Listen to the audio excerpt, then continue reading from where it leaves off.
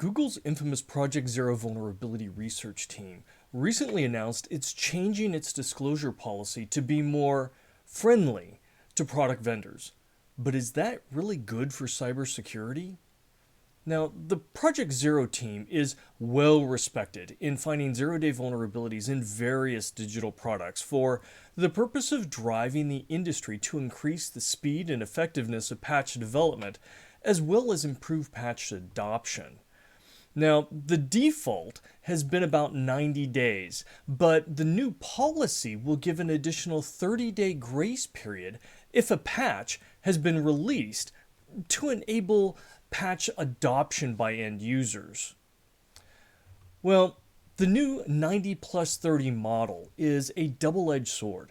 It provides a carrot to the vendors that respond with a good patch in the 90-day window, but it also lessens the pressure to drive actual integration of those patches on a customer's system. The way it normally works is Google Zero finds an unknown vulnerability and notifies the affected vendor. That vendor should acknowledge the vulnerability and begin working with great care to focus on developing a mitigation, usually in the form of a patch or an update. The public announcement clock begins, and the countdown for 90 days, well, when that's up, Google will publish technical details of the vulnerability that, well, it could assist hackers in creating viable exploits.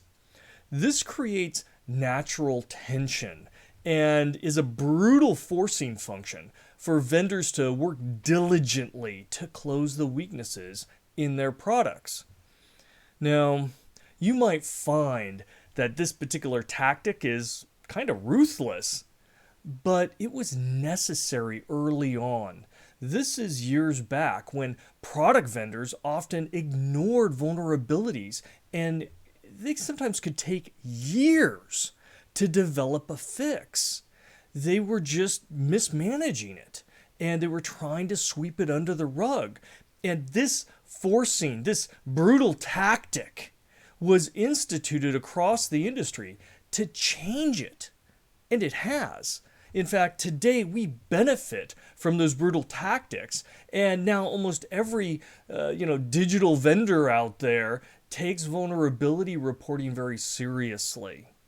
So it's important, but it's also a little brutal. This is that function that forces companies, because they know the vulnerabilities are going to become public. And if they don't address them, it will be a detriment to their brand, their customers. So they want to stay on it. Now, the Project Zero policy constitutes what's considered currently in the industry as a standard, as an industry best practice for responsible reporting of product vulnerabilities. And their shift to this 90 plus 30 environment is, well, I'm torn, to be perfectly honest. I think the 90-30 shift will actually reduce the pressure to deliver a good patch and motivate users to incorporate it, because right now it's really just in those 90 days. Giving them another 30, well, that gives them more leeway, and if people are given that leeway, they're gonna use it. The resulting 120 days increases the window of opportunity for hackers that have independently figured out the weaknesses and are building exploits. And simply put, there will likely be more exploitable systems available for attackers because of this. Conversely, I actually like rewarding the vendors who put forth the necessary effort to create proper mitigations and giving them the time to drive downstream adoption. So I do like that as well, and that is kind of a nice carrot.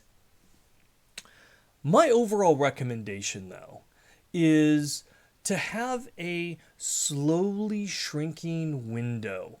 Fine, let's start with the 90 plus 30. I'm okay with that. Let's move to that.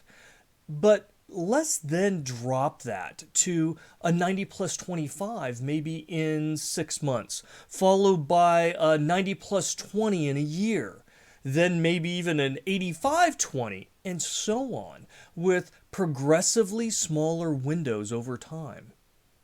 Now, Project Zero on their blog, they actually talk about potentially moving to what they call an 84 plus 28 model and doing that maybe in 2022.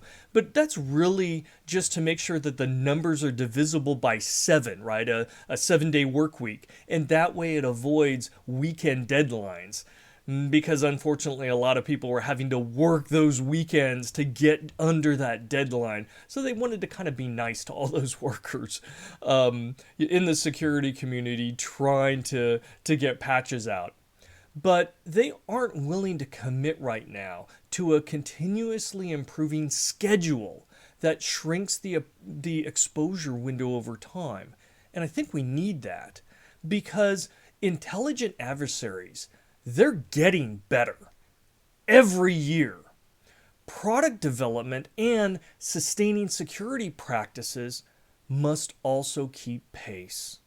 So let us formalize a plan to push the boundaries and drive ever better responses to these vulnerabilities. Such hard-coded expectations allow for organizations to plan ahead and plan accordingly. And it's exactly what that first 90-day disclosure countdown did so long ago to make the digital ecosystem stronger. So let's repeat that tactic for everyone's benefit and define a calendar that definitively shrinks the exposure window over time, thus forcing progressive change for the better.